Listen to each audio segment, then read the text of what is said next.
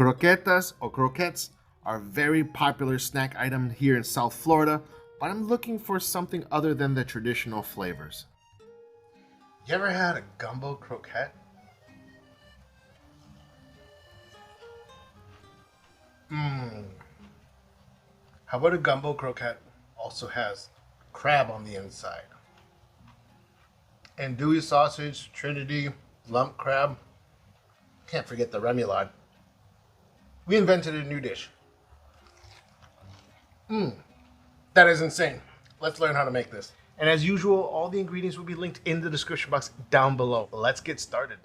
We're going to start off with some andouille sausage and then get your Holy Trinity ready. You don't know what that is? That's celery, bell pepper, and onions.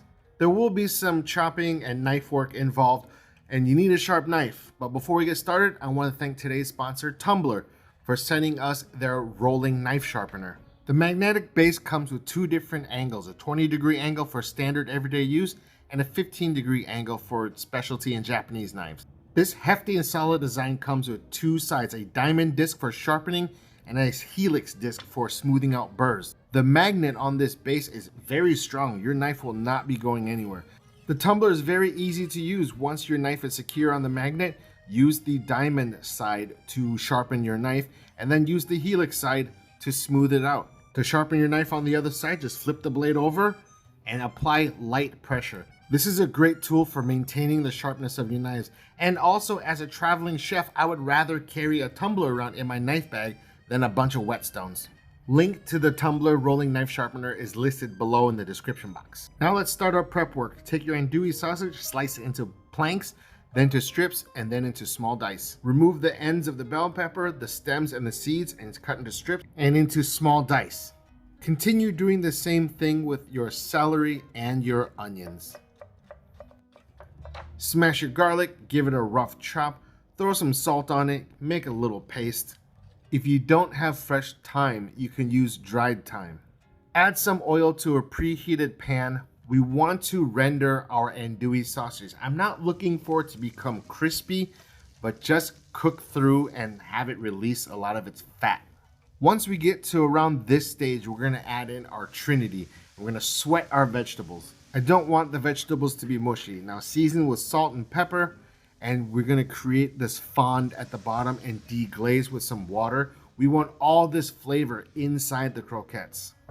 Once the vegetables are nice and soft, it's time to add the garlic and the thyme. I want to bring out the aromas and to avoid burning the garlic. And now we're gonna add in our Cajun seasoning and our butter and saute this until you smell the Cajun spices blooming and perfuming. Give this another taste and then adjust seasoning. Now, if you've never made gumbo before, it always starts with a really dark roux. But because this is in a croquette, I don't want a dark roux because I want the inside to be nice and vibrant in color. But we're going to toast our flour. You want to make sure that you get a really nutty aroma and then add a little bit of hot sauce and some milk. Now, if you've ever made country gravy before, this is the same technique. Use the milk to deglaze the pan, scrape all that fond off the bottom, and taste to adjust seasoning. It needs a little bit more salt, pepper, and another dash of hot sauce. And at the end, I'm gonna fold in some fresh scallions. Pour your thickened mixture onto a sheet tray lined with parchment paper. Make sure to get all the goodness out of your pan.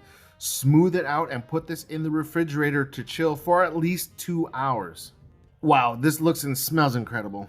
While our croqueta is chilling in the fridge, we're gonna make our remoulade. Some mayo, cayenne, sweet and dill relish, whole mustard, Dijon mustard, lemon juice, a little bit of grated garlic. Give this a mix, and then we're gonna add some hot sauce, some worcestershire sauce, capers, and then some thinly sliced scallions. Give this a nice mix, and it can hang out in the refrigerator so that all the flavors develop. Now on to our breading. Now the panko that I bought were some thick boys, so I'm gonna put this in my food processor, give this a little blitz just to break them up and make them a little bit smaller.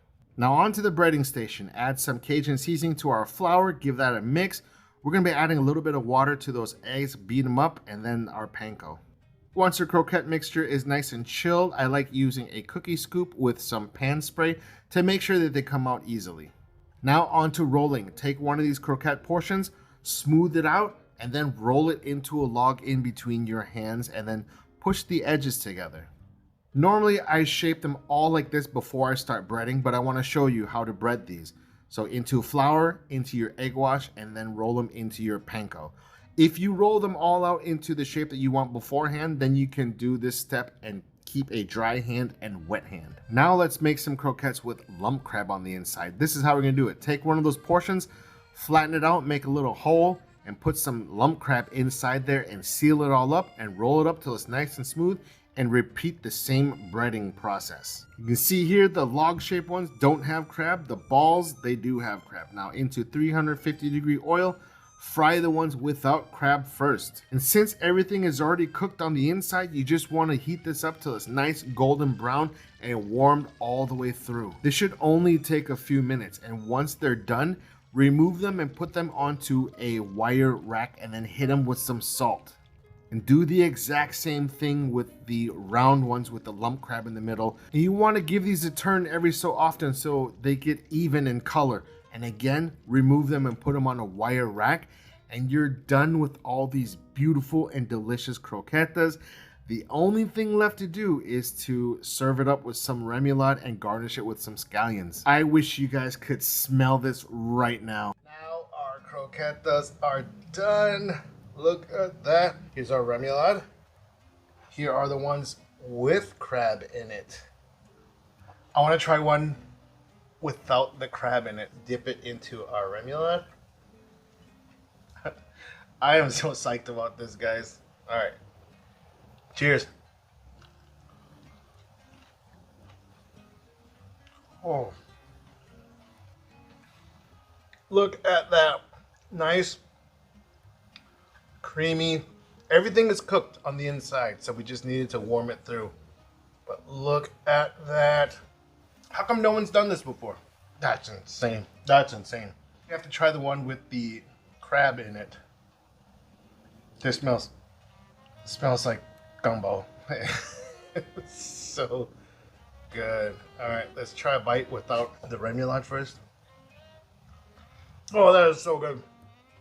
Look at that. That is insane. I feel so bad for people that can't eat crab. Let's try it with the remoulade.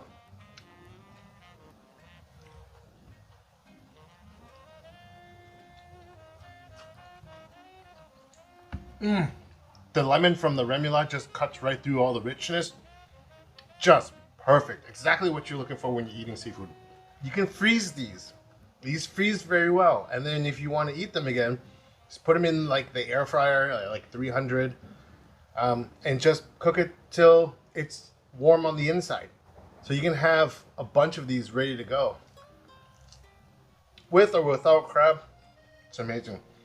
I think next time I make it, I'm going to try to see what it tastes like with shrimp in it. Now let's just see what it's like with just hot sauce. Use your favorite hot sauce. Look at that.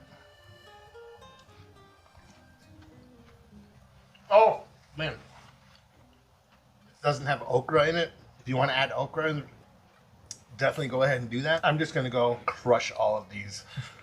Check out the link below for your own tumbler and also for the complete recipe. All right, guys, thank you so much. Take care of yourselves. And as always, peace.